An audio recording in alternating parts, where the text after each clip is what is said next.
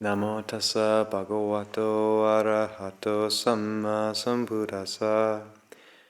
Namo tassa bhagavato arahato samma sambuddhassa. Namo tassa bhagavato arahato samma sambuddhassa. Buddhaṃ dhammāṃ sanghaṃ namasami.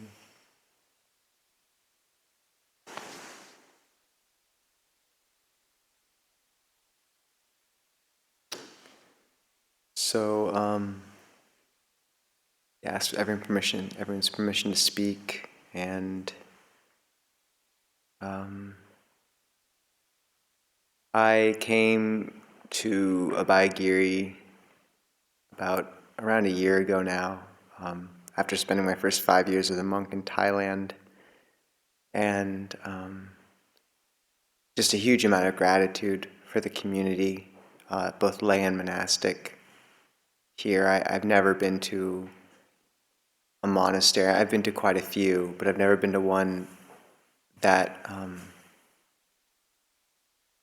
was just such a good training monastery and such a good environment, and a lot of thankfulness that I was sort of allowed to come here and join the community. And Longpo Pasno, welcomed me, as did everyone. So I want to take this opportunity to thank all the monks here, the ajahns and the lay people for that. It's been a really, really good year, and I hope to be here for a good few more months. And it was interesting coming back. In the airport, you have like books like Why Buddhism is True next to Tom Clancy, and then a magazine named Mindfulness Magazine next to Cannabis Weekly or whatever. And I was in Idaho, and like this sort of old beat up Volvo or something drove past, and these guys poked their head out the window and said, "Hail Buddha!" And we were, and then we've never had so many. What else? Then we were in just the San Francisco Library downtown a few weeks ago for Master Hua's 100th memorial of his birth, and after the ceremony, we were just sort of hanging out, and person after person coming up to speak with Ajahn Yaniko, not even people who came for the actual ceremony, but just interested people. And one homeless guy passed me and made Anjali, and he's like, "There's Buddhists everywhere, man." And and I know that we've never had as much interest in the monastery in terms of people wanting to ordain and coming. And for me, this is really hopeful, because I think in many ways our culture is in a crisis that it doesn't even know. Because on the surface, so many things are so good. You have, lower poverty rates than ever, in many ways more comfort than ever. And yet, we've lost so many of our moorings, which we've had for so long in our culture. Geography, people move everywhere now. They don't stay near their families. What religion most of our cultures, depended on for its moral grounding has been sort of cast aside. And I think if you'd asked people throughout history what they wanted, what they would die for, they would have had an answer ready. And now I think people don't.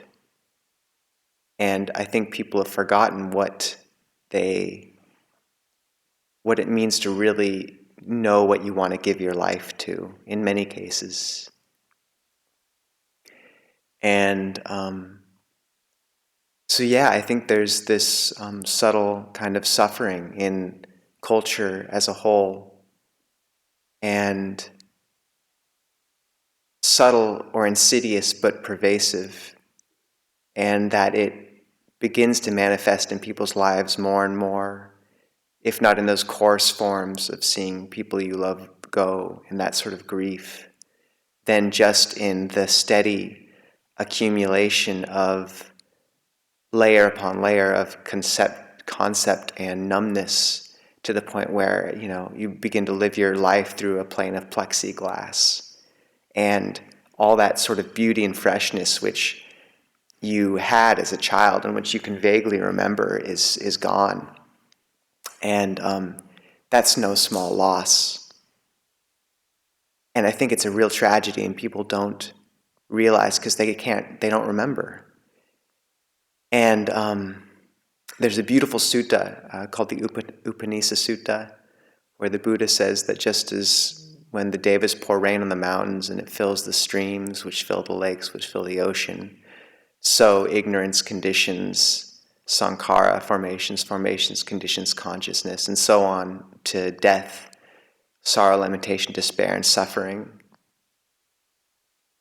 And then he says suffering is the prerequisite for faith, and faith is the prerequisite for joy, and joy is the prerequisite for rapture, and on through release, enlightenment, nibbana. And that pivot point, because elsewhere in the suttas he also says that people have two reactions to suffering. Either they can become bewildered or they begin to search for an escape.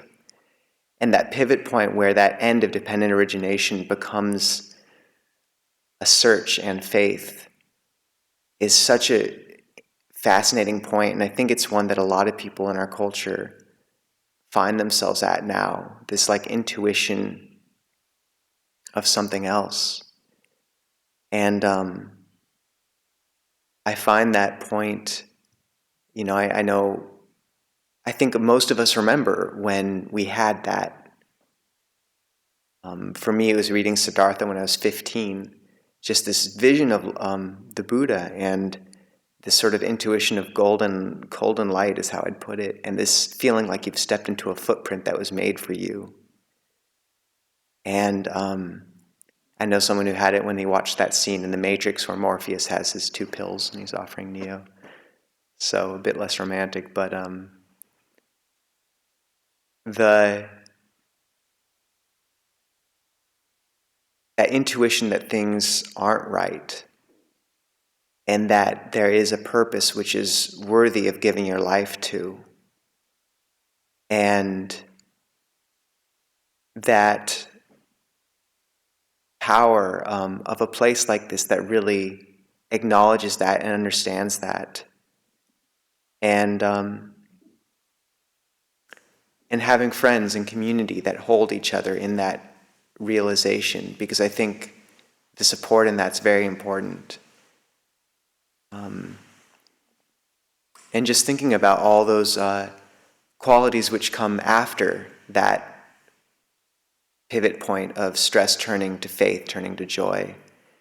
And, we speak a lot about in this life, the struggles and the difficulties, and taking a certain step back from experience and conditioned experience. But just, I know I only have 2 more minutes, but just to acknowledge the beauty that comes with this life when you take that step back, and that it makes room for something profound, and that sense of falling in love spiritually, like where you really, like meeting someone like Longpo Pasano and really falling in love in a way that is utterly special, and or coming to a community like this and feeling like it's a refuge you've been searching for your whole life without knowing it. And just acknowledging that when we, that in a certain way all the things in the world are falling apart so that you can see what lies below it all. Or like when you have someone in your life who's getting old and on the verge of death, but it's almost like their skin becomes translucent and there's this brightness that shines through, and looking to that quality in this life, the joy that's there, and that I think we become more and more sensitive to. And I'm so grateful that in a place like Abhayagiri is here as the 4th messenger, and that this community both lay and monastic, holds each other in that knowledge and in that goal and in that path. And they're doing it really well from what I've seen. So once again, I just want to express my gratitude for everyone having taken me in, for the long-term community, and it seems like they're all gathered here tonight, or many of them. So that's all.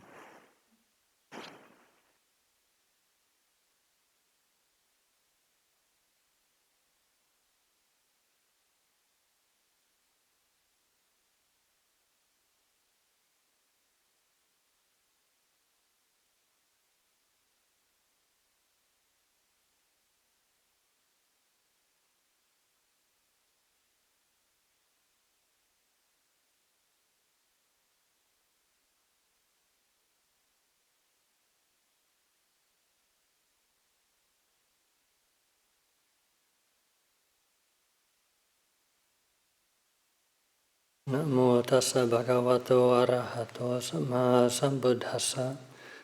Namo tassa bhagavato arahato sama sambuddhassa. Namo tassa bhagavato arahato sama sambuddhassa. Buddhang dhammang sanghang namasami.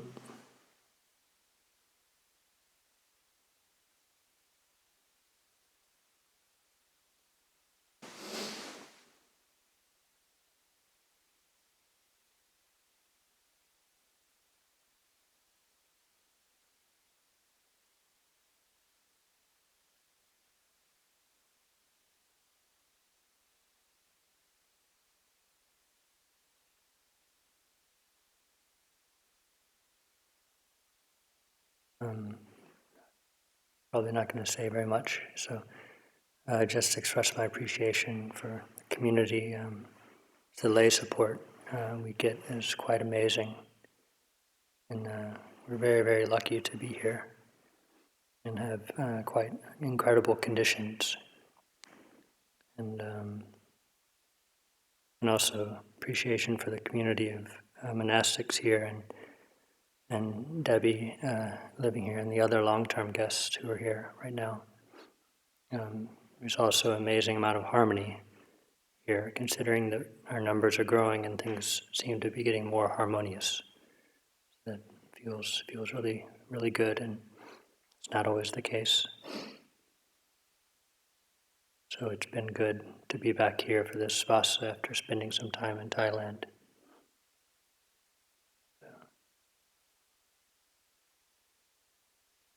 And then just a lot of gratitude also just to the tradition, Luang Por Cha, and his teachings and teaching Westerners, and Ajahn Sumedho, Luang Por Pasno, and now the new abbots here, Ajahn Kurundamo, Ajahn Yanako, kind of keeping things going.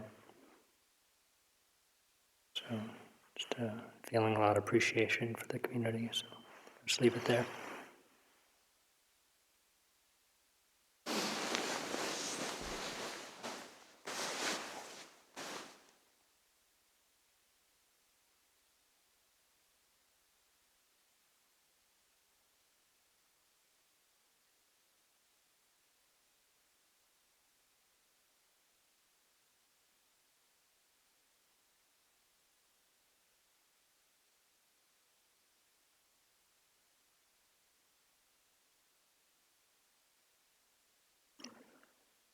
Namo tassa bhagavato arahato sama sambuddhassa.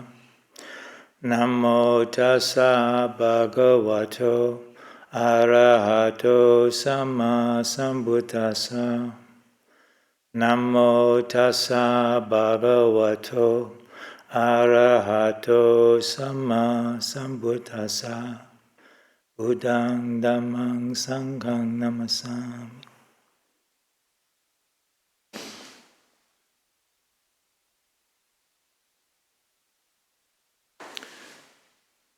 Well, it seems like I've already had about 10 different talks go through my mind before I got here. Some of them were funny, quite a few were funny, but kind of wanted to steer away from that, I think.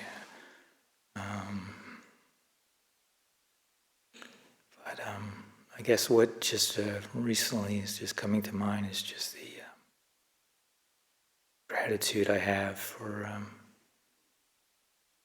having this, being allowed to have this experience here in this place at this time, and especially considering. I don't know if I am, but I could very well be the oldest novice in North America, maybe even in the world in this tradition, or at least on this short list. And I know it's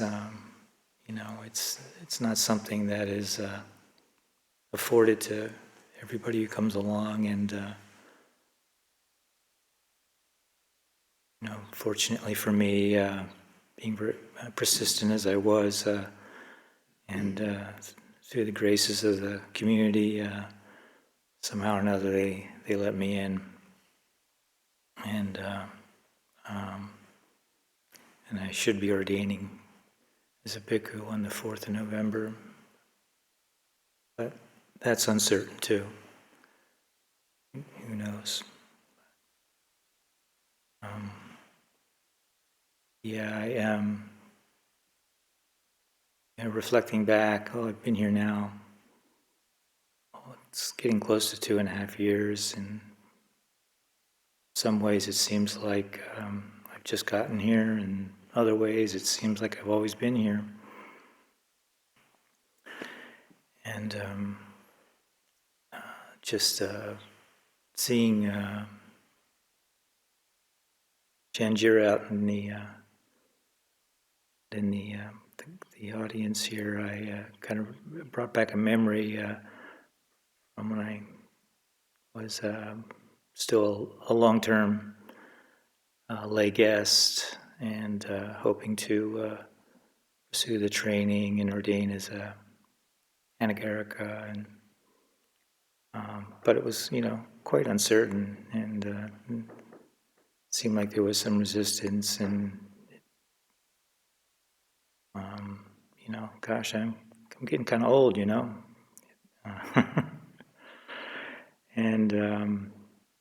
at one point, I can't remember what was going on, if it was Katina time or something like that, and anyway, I think I may not be remembering the story right, but it was something like Janjira approached me. I was down here in the cloister. I think I don't know what I was doing, but she told me, she said, "I heard you're going to be ordained as an Anagarika," and it just hit me like a ton of bricks. I just hadn't assumed anything about what was going to happen for me here, and I wasn't and at that point no one had said, yeah, that's what's going to happen for you, but I guess apparently Lungpa was giving a tour up on the ordination platform, and somehow or another my name came up, and he mentioned the old guy, the old guy's gonna he's gonna ordain. And so she let me know, and I was just so struck, and just tears welled up in my eyes that I really was going to have this opportunity, and it's something that when times are tough, I like to reflect upon just that a feeling of incredible gratitude, and what a blessing it was for that, to hear those words, and to know I was going to have an opportunity. And because it's quite a convoluted path that brought me here to the monastery, and seemingly I felt like I've lived a lot of different lives in this life before I even got here, and but this, and it, but to Hearing Anagarika and Nicholas talking about successes kind of brought up in my mind. Probably my greatest success is my failure. My greatest success is my failure, and that doesn't sound very good, but it's in a Dhammic sense, it's quite wonderful in a way, because just for me, just coming to the point finally after many years of just realizing that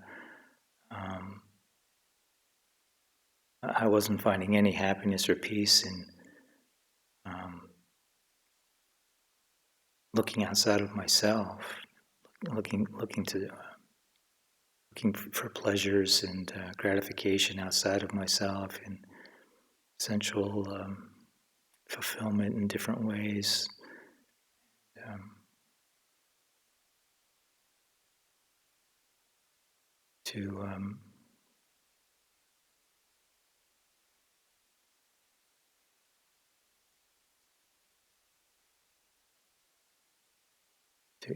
Basically to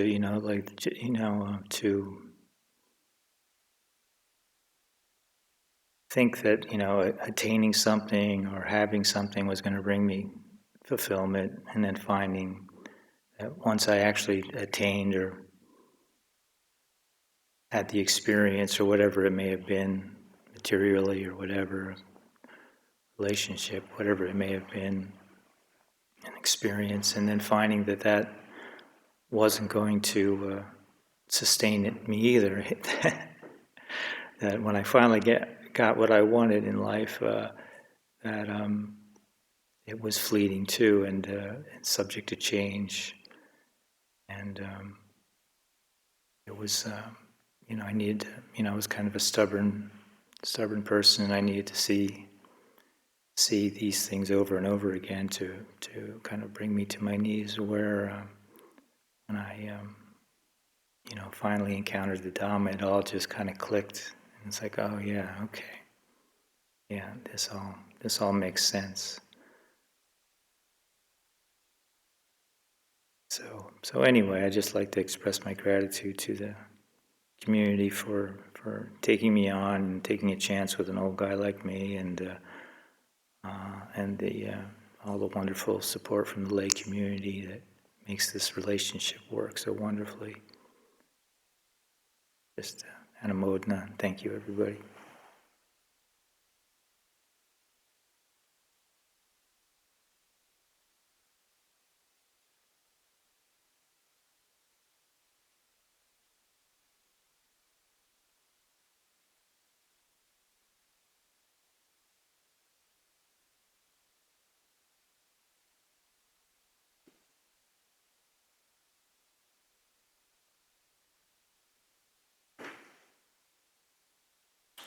Namo tassa bhagavato arahato samma sambuddhassa. Namo tassa bhagavato arahato samma sambuddhassa.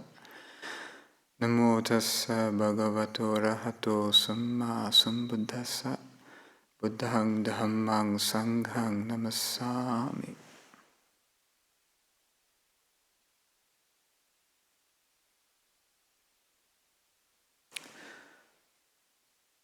So the various themes of the evening have been reverberating in my mind. And not surprisingly, they were sort of bounced around and resonated with many of my own experiences and reflections that I use to keep myself going, keep myself sustained in the practice. I might just sort of jam along with my fellow Sahadhammikas, companions who share the Dhamma together.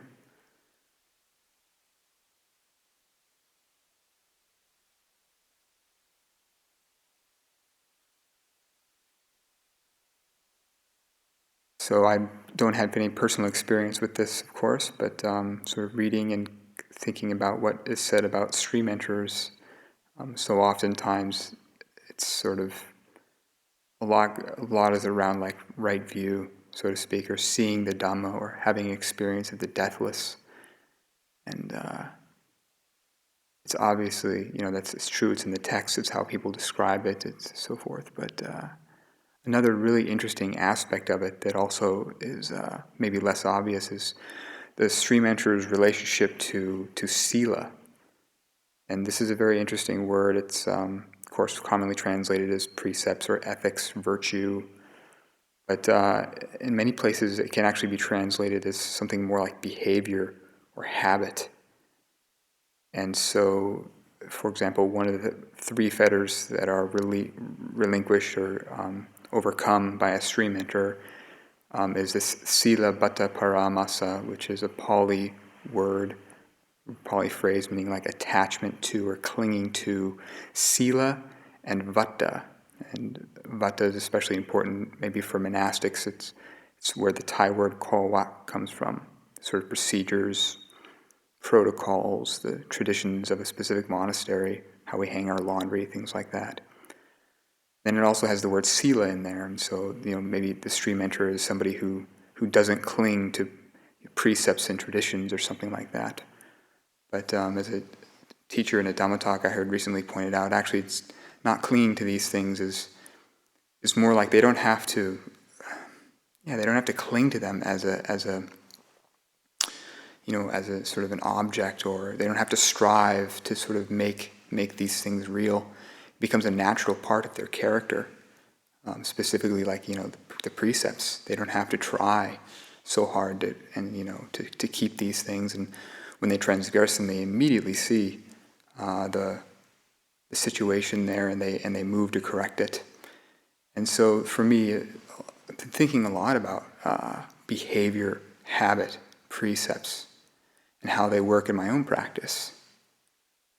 So, yeah, it's no small thing to keep the precepts or to use them as reflective devices, which is, of course, the Buddha's own instruction to his son. Actually, is to use the precepts as a reflective device. So there's a lot to learn actually from our behavior, and it's a very interesting field for contemplation and observation. And it's kind of where so much of the practice comes together. We have a certain experience of pleasure or pain, and we have these mental habits, and then we go and we have these impulses to act, and then that moves into sort of body and speech, and it affects other people, and most importantly, it affects ourselves in terms of it reinforces those mental impulses that that came, that were that arose. We go ahead and we empower those by acting upon them. And so by observing, sort of reflecting on precepts, for me has been around like reflecting on the intention and the intentions involved in and the process of, sort of the consequences involved internally in my own activities, my own habits, my own behaviors. So there's a few different similes that I've been using and thinking about. So one of them it's actually kind of related to some of the other similes that have been spoken about here. It came from a book written by actually a supporter of the monastery who's an art therapist. It's not really a simile, but it's just a story of, she works with these adolescents who have experienced tremendous trauma in their life, whether it's neglect or abuse and so forth, and she uses artwork to sort of help them process these things. The kids are doing the artwork. So, one of these teenagers or young children will come in and they won't think very much about this piece of artwork that they're making, whether it's a collage or a painting of some kind.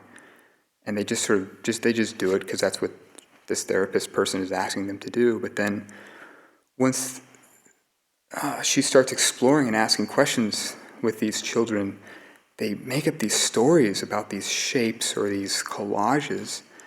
That's just this direct expression of the pain and the experience of trauma in a way that they sort of like by externalizing their trauma, they can sort of start to process it. And that's so much of what our behaviors are about, because believe it or not, the way we treat other people and the way we act in the world is just a sort of a shadow or a very thin reflection of how we treat ourselves in our own experience. So in this very coarse way, we can see we can see our own habits, mental habits, internal relationship habits play out in a very coarse way in the way that we relate to human beings, the way we relate to our requisites, to our job, whatever. So it's even something as small as a white lie or some offhand irritated comment can actually be a clue into looking at our most sort of hidden fears and, the darkest corners of our psyche. And to be able to recognize or to tune into those internal realities through the external behaviors and precepts is an incredible opportunity. It's very, very, very important for our practice. And the other one is involved in, say, like wilderness navigation, where you have, you're somewhere in the wilderness and you have a map and a compass, and you decide from the map and the compass which direction you want to go in. And but of course, the terrain you're traveling over isn't a map, and you have to make a lot of small corrections along the way. There's trees in the way, there's rocks in the way, there's all kinds of things that you have to you have to navigate these obstacles, so to speak, to get to your destination. And actually, it's a very interesting thing. I forget what the technical term for it is. Maybe lateral drift. Anyways, if you're right-handed, every time you sort of navigate around an obstacle, you actually you lean towards the right. If you're left-handed, you lean towards your left. And so even though you think you're following the direction on your compass, you're actually sort of drifting to your dominant side as you walk along. And of course, miles down the road, you think you've been walking due north, and it's been sort of, you're way off course. Well, you do this by a number of different techniques. You correct for this. Some of them, one thing is called backstops, so that you see something like a river that's sort of perpendicular to the way that you're walking, and if you know that you reach that you've gone too far. Or like a handrail, so it's like maybe a stream bed that you can walk along, and you don't have to walk in it, but you walk near it, so you can always be looking and checking to see if you're walking along it or if you're sort of drifting off. These are also like our precepts, because when we're going through life, we're constantly sort of navigating, using the various ideals or, instructions from people, various goals we want to reach. But we have to always make these little course corrections as we go, and actually it's our defilements that create this sort of lateral drift, this bias that we're always drifting. And the precepts are basically these landmarks, these backstops and handrails that we can sort of check in with. And all of a sudden, if we find ourselves like totally lost and breaking precepts and going crazy, it's like this huge wake-up call for us to really check in with, how we're navigating, and, do we have the right map? Is our compass pointed in the right direction? So, yeah, it's no small thing to use these sort of course landmarks and guidelines and these manifestations of our own internal experience sort of embodied in our behavior and our habits. It's really no small thing. And it's interesting that the teacher continued by speaking about the reason why noble beings do not transgress precepts is because they see how that kind of behavior actually occludes, or it hides. It actually is a barrier that separates you from nibbana, from happiness, from what we're truly looking for. So even though if we lie or cheat or steal, it damages other people, the noble being actually sees that we are harming ourselves and immediately knows that they don't want to do that. And so that's why, and they don't. It's not about clinging anymore. It's just about making a clear decision about how they want to live. So, yeah, we all have that opportunity right there every day.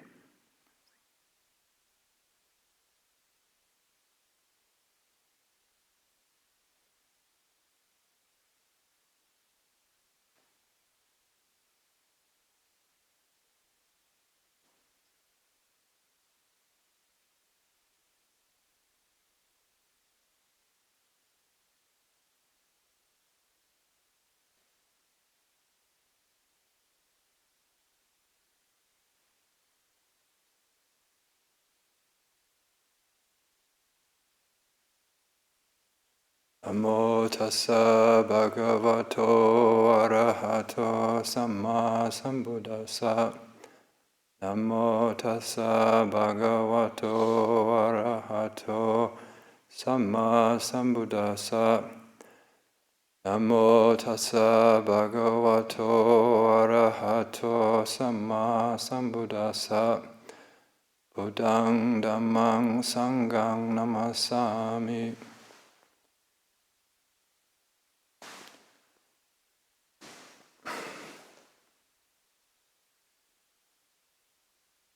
The night is getting late. Seems like everybody's still attentive, though, and engaged. Lots of good conversation, good teachings, good talk about truth, true words, right speech. Very, very good.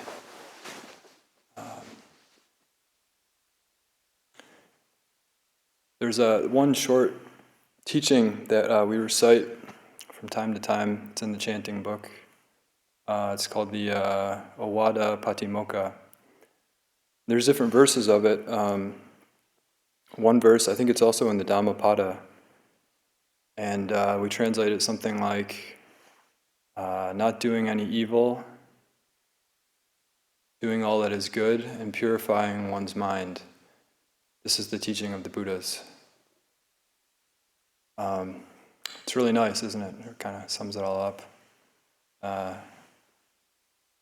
When I heard that, when I was in Korea, I was studying kind of Mahayana, Buddhism, and there's a lot of really great teachings, but it tends to be very complex. All the different systems of kind of thought and the different sutras. There's a lot of complexity and diversity in the teachings. But when you come down to it, what it means for us in everyday life is just what that verse is talking about. Knowing what's good and what's bad, what's unwholesome, what's wholesome, and not doing those things that we know aren't good for us, aren't good for other people. Doing those things that we know are beneficial, helpful, lead to our long-term benefit. And with that as a foundation, looking into the way the mind works and purifying all the obstructions that we find there. There's an interesting story about this verse. It's a story from the Mahayana tradition, but I think it's quite nice. So there was a Zen master in China, and he was called Bird's Nest Zen master. Said he lived up in a tree. Guess he couldn't find a suitable kuti in a normal place. So we had a kuti up in a tree. And one time, a very famous poet in China, who was something like the Shakespeare of China, I'm told, he went to go see this monk because he wanted some advice. And he went to the monastery. He said, I'm looking for this monk so-and-so. They said, oh yeah, he lives up in a tree way behind the monastery. You can find him there. So he walked over there. And I saw this monk meditating up in the tree, and he said, Bhante, that's a very dangerous place to be meditating. And the monk said to him, actually, you're the one in a dangerous position. And kind of commentary on the story is that if we don't understand what is wholesome and what is unwholesome, and we're kind of mired in worldliness, in the worldly winds, chasing pleasure, trying to avoid pain, chasing profit, trying to avoid loss. That's a very dangerous situation to be in. So he was trying to point that out. Anyway, so this poet asked him, what's the highest teaching of the Buddhas? And, in Theravada we have the Pali Canon, there's the Abhidhamma and stuff, but if you go even further in Buddhist history in China and such, you have all these different sutras. Some of them are incredibly long, like we've got the Avatamsaka, the Flower Garland Sutra that probably could feel like a whole bookshelf. Incredibly complex. So like in all those vast teachings, what's the highest teaching? It can be something like emptiness or ultimate reality or something like that. Very hard to explain, undescribable, profound. But this monk told him, not doing any evil, doing all that's good and purifying the mind. That's the highest teaching of the Buddhas. And this poet said to him, this is quite a funny part, he said, Bhante, even a 3-year-old kid knows that. Tell me something more profound. And then the master said, yeah, a 3-year-old kid knows it, but even an 80-year-old man can't do it. It's a good story. Basically, if we know anything about Buddhism, we know the precepts, and we have a basic idea of what we should do and what we shouldn't do. But the work that we need to do in order to actualize that knowledge, what we can call cultivating our sila or purifying our sila, as Suhajjo put it, our behavior, cultivating that to the point where it's completely pure, that's something that's very difficult. We know so much. We know what we should do. We know what we shouldn't do. Some of us. But to actually put that into practice is hard. But the other part that's really important about that teaching is we can't purify the mind unless our sila is first taken care of. We can meditate all that we want, but if we don't have a clear conscience, we have regret and remorse about our actions, it's not going anywhere. So those three all go together and kind of help each other. So it's, like people have said, it's just really wonderful to be in a place and in a community and in a tradition that's based on these teachings about doing good, not doing evil, purifying the mind. Because when it comes down to it, this is really the only thing, the most important thing, the only thing that really lasts. All the worldly stuff doesn't last for very long. It doesn't bring us much satisfaction. But at the end of the day, when we've done things that we know are good, we feel good about ourselves. And when we've avoided those actions that we know are bad for us, and when we work to purify our minds, it lasts. We take that kamma with us. And so having the community support, having the tradition, having the teachings, what a priceless treasure. So there's a sutta we chant sometimes in the Parittas called the Ratanam Sutta, Ratanam Paritta maybe. And it says something like, whatever treasure you might find in the world, whatever valuable, priceless thing you might find in the world, there's nothing more valuable than the Buddha, Dhamma, Sangha, the triple gem. And if you reflect on it like this, then what could be more meaningful than giving your life to this tradition, to those three jewels? What could be more meaningful than practicing the path and striving for the goal that all those three treasures, that they all arise from? They all come from the Buddha's awakening, and that's open to us. It's a possibility, but it comes step by step, looking at our ethical actions and clearing our conscience, purifying the mind. So that's all I'd like to say tonight.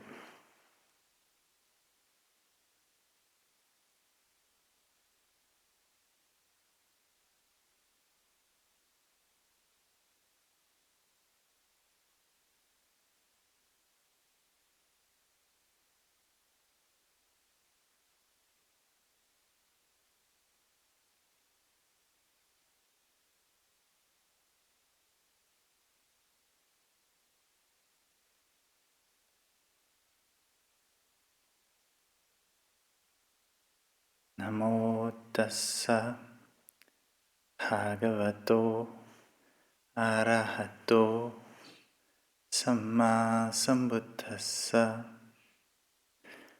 Namo tassa bhagavato arahato samma sambuddhassa. Namo tassa bhagavato arahato samma sambuddhassa. Buddhaṃ dhammāṃ saṅghāṃ namassāmi.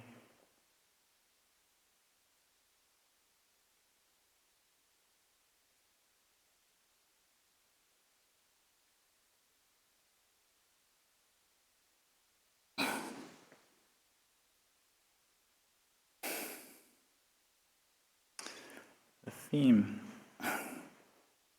that's been rolling around in my head and my experience in the last, probably the whole last year, but mostly the last month, has been just the selves that we create, what we identify with, and the collection of things that we make into a self.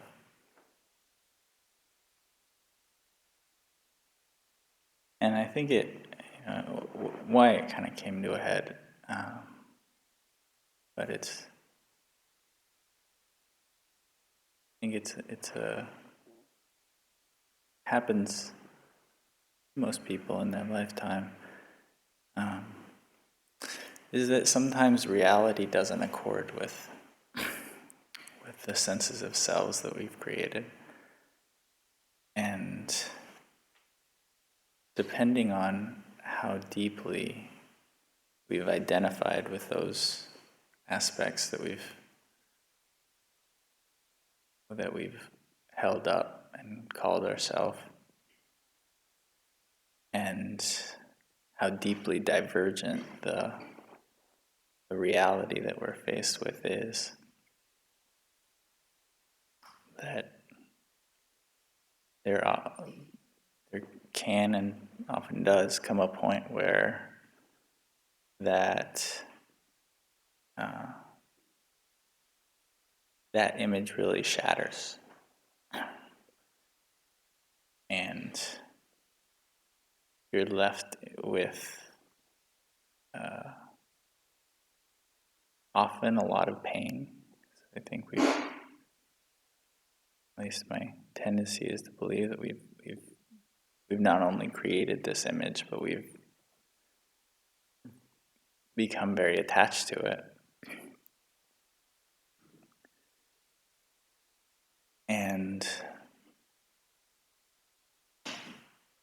And we're left with a lot of questions as to, well, I'm not that, or if that's not reality, then who am I? And I think that's the tack that we usually take, is that we quickly re-identify with something else, or airbrush it.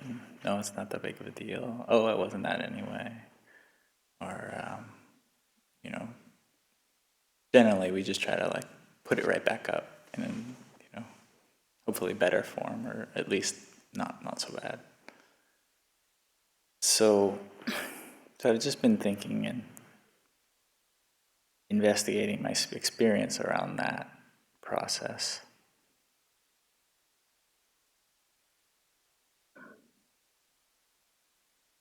Because we can identify with almost anything. And whatever we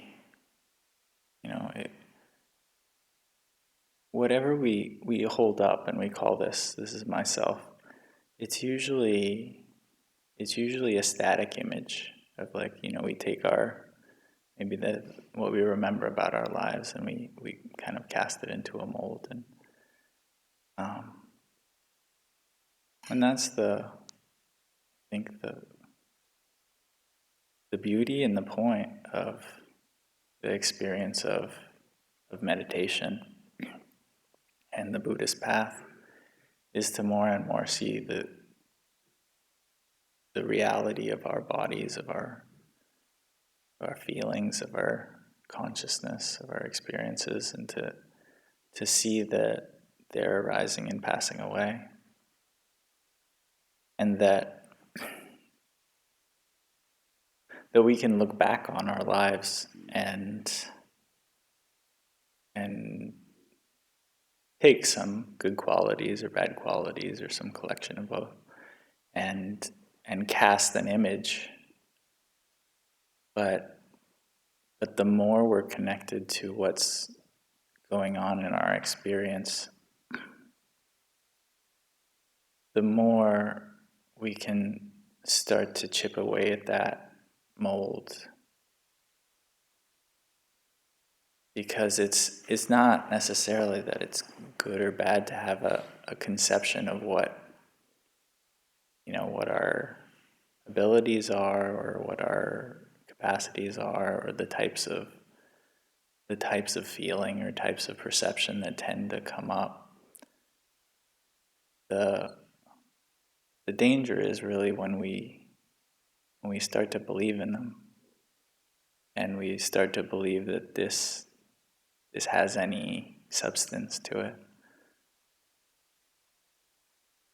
That this kind of whole stream, I think, when you start to experience, when anyone starts to look into the reality of their body, of their, how they look, of how they perceive things, of the types of actions they tend to take,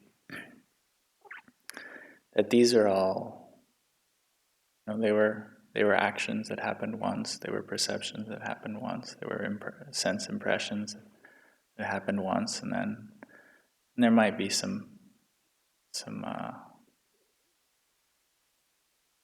consistency in the ways in which we act, but that any time we hold up that specific and in our mind static sense of self, that we're quickly enslaved by it, that we end up having to go around trying to arrange the world to conform with that sense of self. And that if you really understand the nature of your experience and the nature of the futility of that process of constantly trying to hold up a particular identity,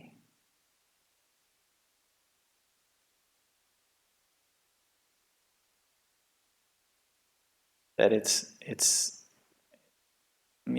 just doesn't, it's not leading to peace, and it's not in accord with the nature of things, that it's arising, it's passing away, it's arising, it's passing away, it's arising, it's passing.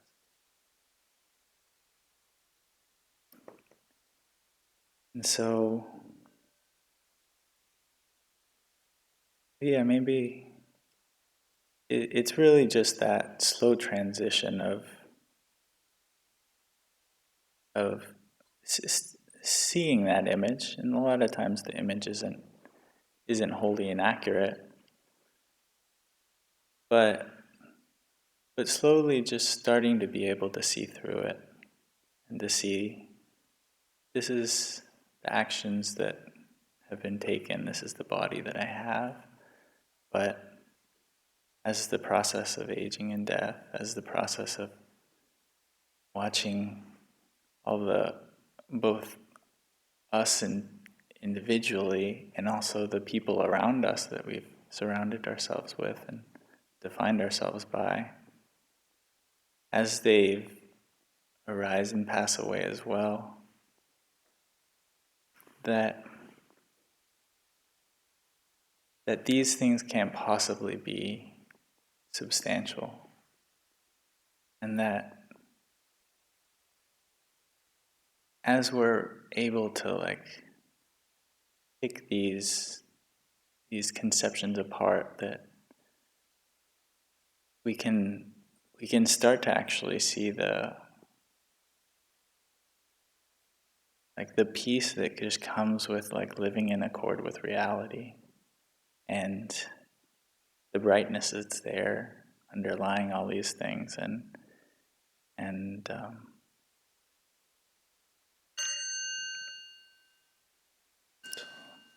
leave it there.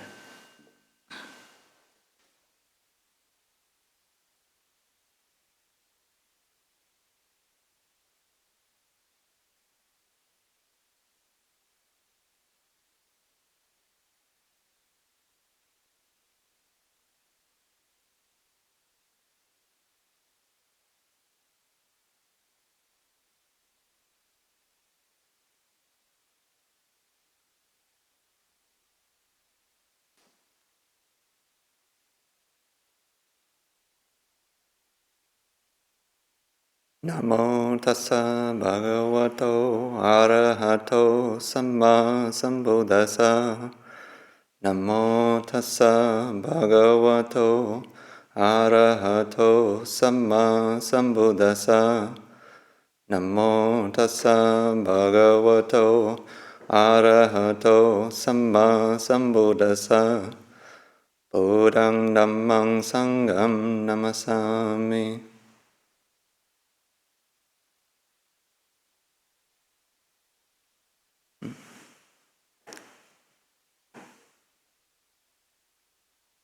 I remember some ajahns giving reflections saying that, yeah, I almost fell asleep giving the Dhamma talk, and I was like, what are they talking about? But with direct experience, I can definitely see. It's nice and quiet, and you're the only one who's talking, and yeah. So if I pause for too long.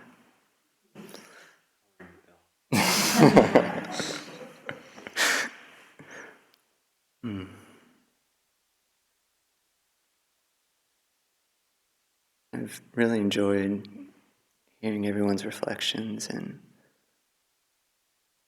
I really enjoyed Tom Khantiko's just expressing gratitude for having this space, having this environment, and just all the effort that everyone in this room has put forth to make it possible and really make it a beautiful and harmonious community. And it seems like such a rare thing in the world, because I have, for my whole life, had quite the habit of just finding fault with the external world.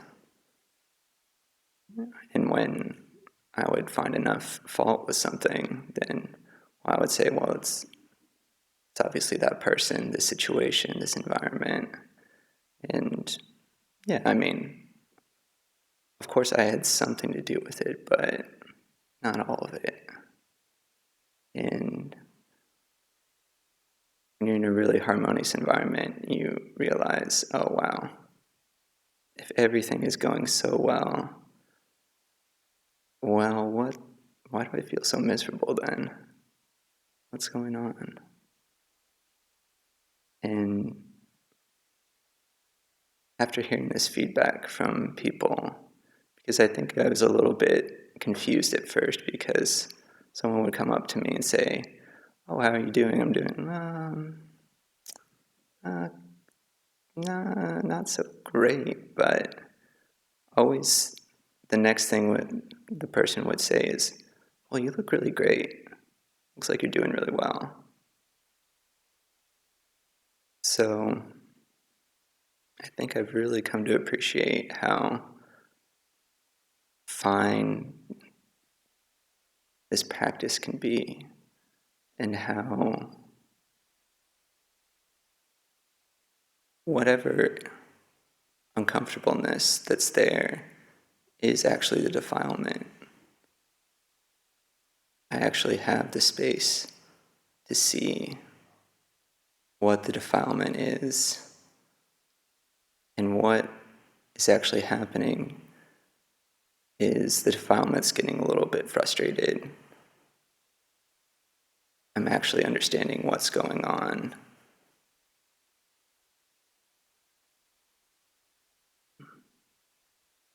Not all the way yet, but on that way. I think one other thing that is maybe surprising is that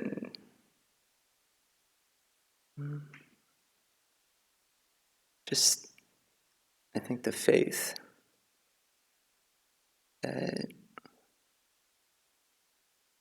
I remember before coming here, that I could well be married at this point, reflecting on it, that I had a partner that was really supportive, and we were both Dhamma practitioners, and we both just, there's a lot of harmony in the relationship. But somehow I knew that I wasn't going to be able to live a life committed to Dhamma.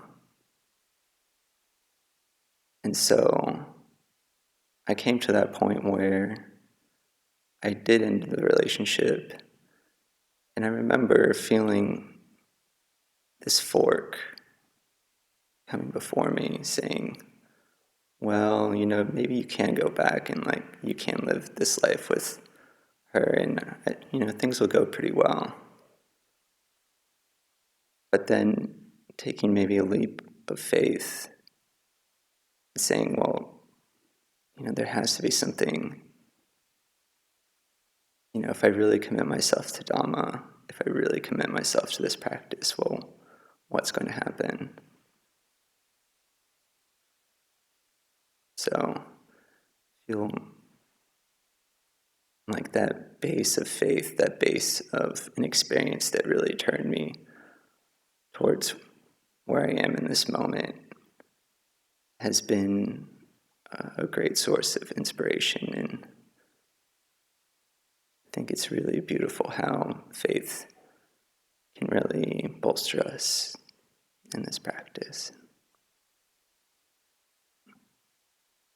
Very grateful for everyone's presence here tonight, and I'll leave it at that.